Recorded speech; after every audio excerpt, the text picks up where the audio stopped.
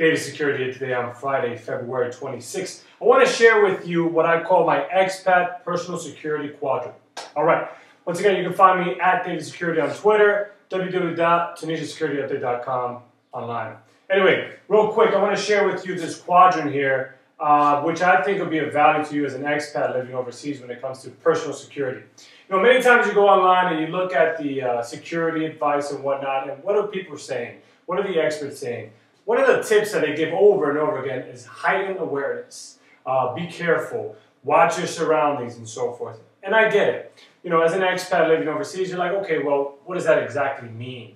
What does it mean to me when someone says, you know, raise your awareness? Is this some kind of a spiritual thing?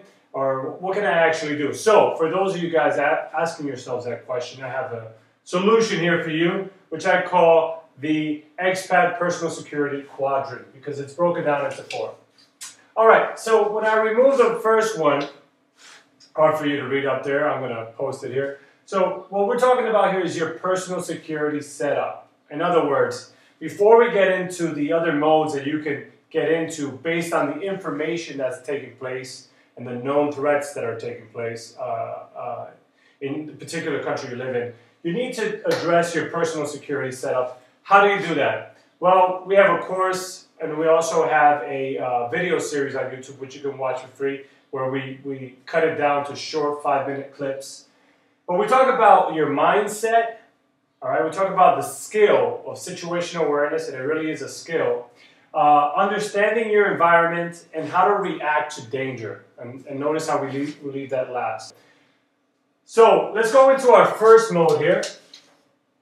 We go into our first mode and we see that we're actually talking about being engaged, all right? Now, you should always be engaged, but engaged mode means you're practicing good personal security habits, all right? You're already doing that. You're already paying attention to your surroundings. You understand the cultural details about the country you're living in, okay?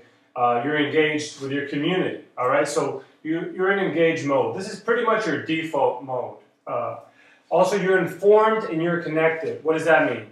That means you're receiving information about the place you're in, whether it be information relative to your security or developments that are going on in the country you're in, political, strikes, and so forth. Doesn't have to be too detailed. A quick search on Google News can probably take care of that. The second thing is you're connected. So you're either registered with your embassy or you have a network of people that can help you and in case that you need help. From anything from a car accident to, for example, evacuation, something more serious like an evacuation. So pretty wide spectrum. What would take us from here to here is basically developments that are taking place on the ground. All right, so let's say there's an incident in the country. Something serious, like a terrorist incident. Let's say there's a big crime wave taking place, for example, or some particular group of people are being targeted and so forth. Well, this should take you into what I call alert mode. All right, alert mode. So once you are in alert mode, there's certain things you can do. Once again, I want this video to be about what can you do as an expat to adjust your security posture in the country you're living in based upon the information that you're receiving. So one of the things you can do is avoid popular locations during peak hours. So you say, well, okay, I got this email, I got this information saying to increase my security awareness and so forth. What can I do? Well, here's what you can do. Avoid popular locations during peak hours. All right, that's not just for dealing with terrorism, but also crime. Okay, monitor the situation. So, okay, if you were engaged, okay, over here, you want to pay a little bit more attention. All right, there's a specific threat taking place. If the embassies have sent out an alert, for example, saying, hey, be careful about this. If it's picking up attention on social media, for example, you want to pay attention. You want to monitor the situation. Doesn't mean you have to set up a situational room or anything like that. It just means that, hey, pay attention. Don't be the one that, you know, you're in the middle of the street, suddenly there's a strike going on, a big protest going on, and you're like, hey, what is this? You want to be informed. And you want to start in alert mode. You also want to start reviewing your personal security setup. What does that mean? You want to review, you want to make sure that you're good in your home. I talked about in a previous video, we talked about the emergency kit, a family kit you could have, a 72-hour kit that you could have at home, a go-to bag filled with supplies as well. So a bag basically is a bag that can keep you, sustain you and your family with medical and what it needs, food, water. So you want to review that. You want to review your setup at your home. All right, let's go into the red now.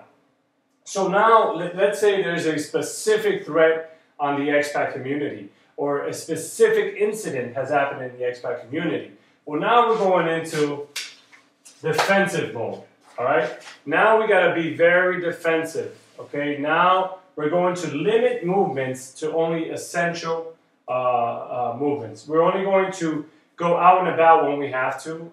For example, if you're out here on a particular mission, if you're working, if you know you're out here working for an organization and basically you're being paid to go from point A to point B, then you're going to do those movements only. And hopefully you have some advice and guidance in that direction. You're also reviewing serious plans at this point. So when you're in defensive mode, you're reviewing serious plans. What does that mean? Well, you're looking at your passport. You're looking at what would happen in the event that you were evacuated. What are your plan B and C for you and your family? So that's it for you. That's the expat personal security quadrant. All right, 4 things right here. Not that complicated. You know, you could do this in 10 minutes. Okay, but staying up to date with it, you know, it's a mindset. It's a mindset that you can choose for yourself as an expat, and I believe that it would actually empower you and enable you to have a more successful journey overseas. So that's my message for you. You want more information, you're welcome to go to TunisiaSecurityUpdate.com. You can also find me on Twitter at DavidSecurity. Look forward to hearing from you and answering some questions.